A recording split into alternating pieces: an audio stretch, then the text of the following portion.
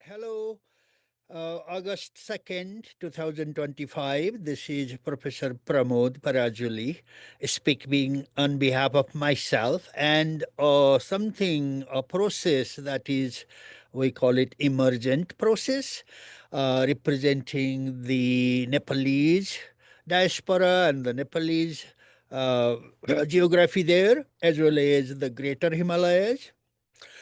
So, in this series, uh, we have two sessions before. In one, we talked about uh, what is this idea of peaceful prosperity for people and planet through pluriversal, new word, pluriversal pedagogical, and that means regenerative design pathways. So one session was that, which you could go back and we will post it in many places.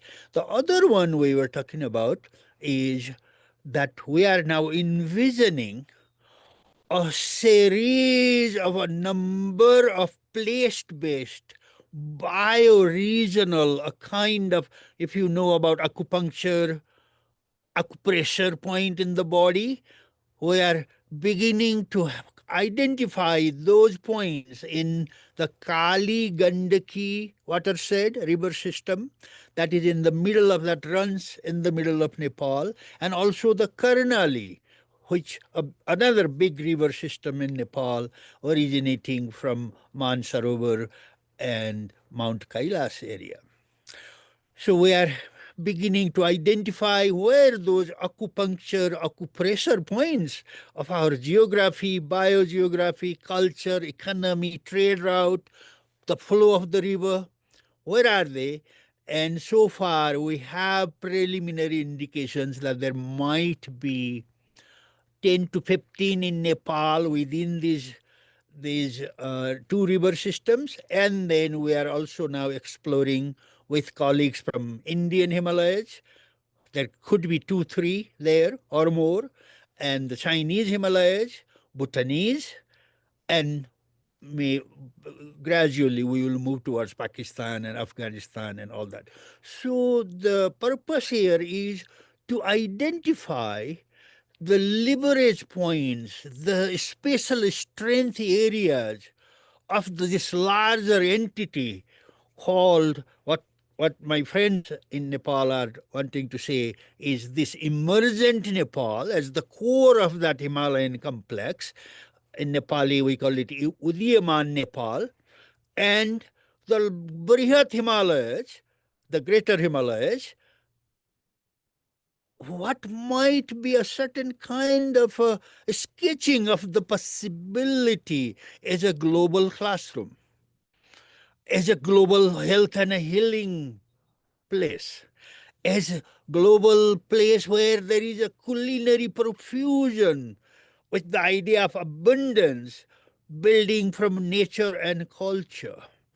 So I have put a kind of a rough number, like what did I say, like 17,750 culinary expressions of different bioregions within Nepal and the greater Himalayas that will begin to identify what is at the 500 level Gangetic plain to 1500, the little hill system, then the 4,500 feet, which I was born in the middle of Nepal by the Kali Gandaki water system. Then we moved towards 8,000. Then we moved towards the Himalayan meadows, right, where all these wild honeys and arsagumba. And I tell you, so we are envisioning a world of abundant biocultural diversity. So within this discussion, which is vibrant, and that is one of the things I am rediscovering about Nepalese and the Himalayan context is we are becoming very aware of who is saying what about us. And whenever there is a one policy or one idea, there are editorial, there are discussions, there are YouTube videos. Oh my goodness. It's one of the most vibrant at this point, the most vibrant. politically very fertile, culturally very expressive, and lot of contradictions, of course, into it.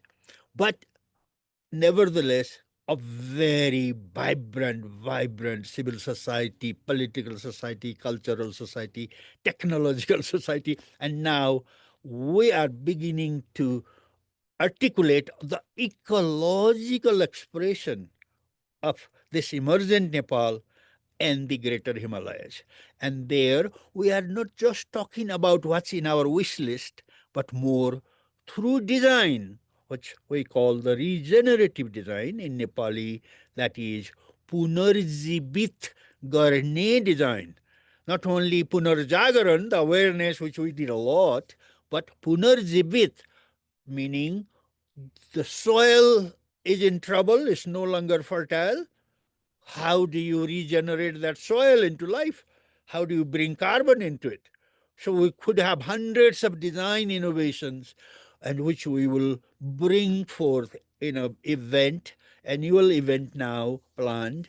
The first one will be in Madi Chitwan, December 12 to 22, and we are going to continue that tradition each year, hopefully 7 to 10 days of celebratory in different parts of this Kali Gandaki and the Karnali ecosystem.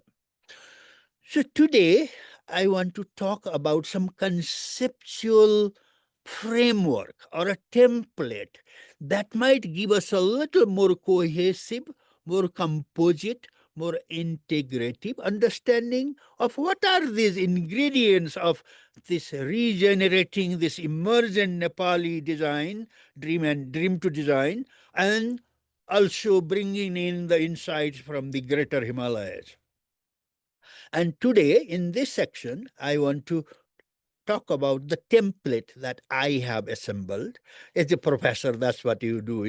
You read too many books and you say, is there a connection? Is there a pattern? Like one of mine, and we will also be able to give you the slide describing these, what I call 4 L's. L, the first one is life system.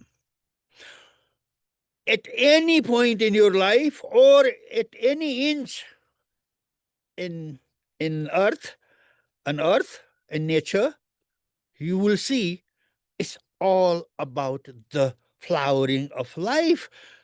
We are here, I am here because there is a flowering of life. A life continues, life is blooming, life is continuing.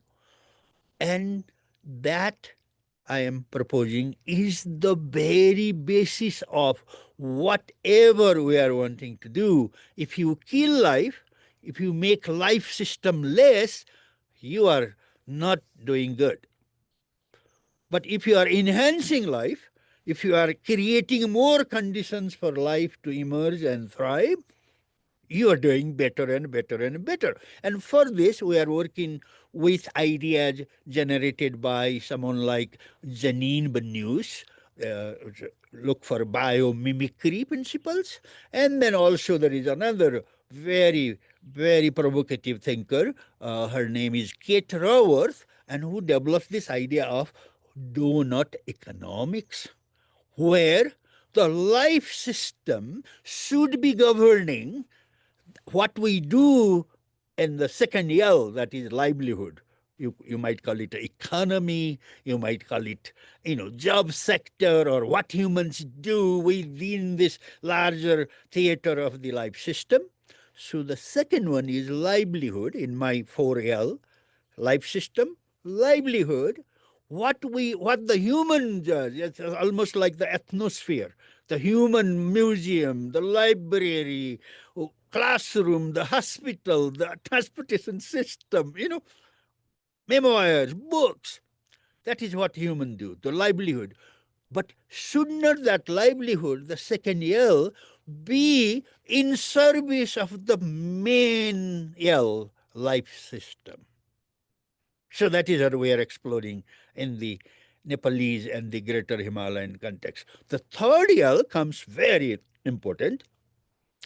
It is the L of learning, unlearning, and relearning.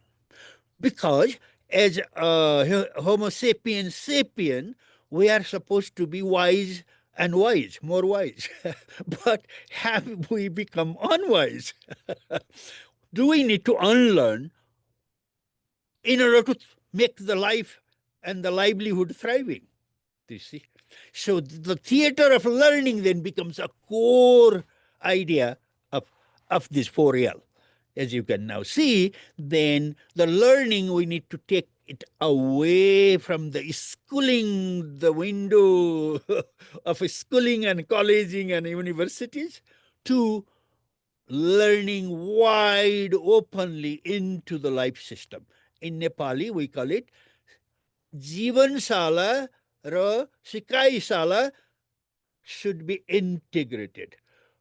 By learning, we should not be away from life. We should be more rich, participating, swimming into the flow of life. And right now, we see that that is actually not happening. Schooling is taking away from life system. Those people who are educated, like me, are supposed to have been away from the life system. But I am proposing that that is not. That's a suicidal path. And that is also related to how we thought about the economy, like on the basis of use of cement, for example, instead of bamboo and earth and rocks and wood, right? Why did we think the cement should be very essential? So that was a byproduct of a certain kind of a mismatch between livelihood and life system. Same thing about the use of plastic. See how much plastic we have created in this civilization. Look at how much we use the fossil fuel, that is petroleum, gas, methane, all that system, instead of solar, wind, which is more harvesting the current solar income rather than the ancient solar income that was deposited. Do you see? And also, we are addicted to the use of fertilizer and pesticide. So that is where the disjuncture between how we live in terms of the economy, the job, the technology, and how the life system should have been. So we created a monster of cement, of petroleum, of plastic, of ammonia, that is the chemical fertilizer and pesticide. So we are needing a complete reversal of those addicted learning habits and unlearn those and relearn those principles and pathways, which we call regenerative design pathways, pedagogical pathways, so that we are enhancing more life system. That is the primary basis. That is the biosphere. Now, let's go to the 4th L, leadership. From this point of view, leadership is not about selling that cement, selling that plastic, selling more of that petroleum and chemical fertilizer. It is now reinventing the leadership, the art of leadership, as a stewarding, as a person with the ethics, with the knowledge, with the skill and a design of enriching life. What are those design principles? Instead of cement, what are other things that are more life enhancing, that are more bringing prosperity without damaging the life system?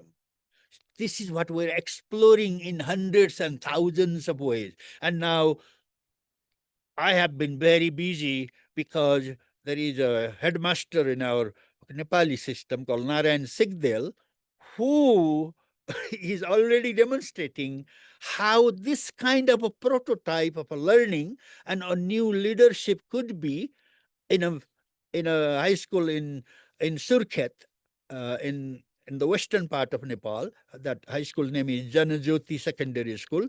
And when he and I began to chat, he is saying, Professor Pramod, now we need to integrate what you are thinking, what you are learning from the global classroom to this Janajyoti classroom. So he is almost every day now, I'm conversing with 10, 15 different leaders of municipalities, different villages, forest system, soil system, health system, school system. It has been fascinating. So when we reach December 12, that big event, 10-day event, we might be talking about not hundreds, thousands of these formations, thousands of these initiatives, these dreams, these designs. So it has been an exciting process. Today I wanted to share the template, which might be helpful, but do not have to follow it. But the template is 4L, that is life systems, livelihoods, learning, and emerging leadership, which is not about telling people all the nonsense, but more ethically, carefully stewarding the life system and redesigning our livelihood to enhance that life system. Thank you so much.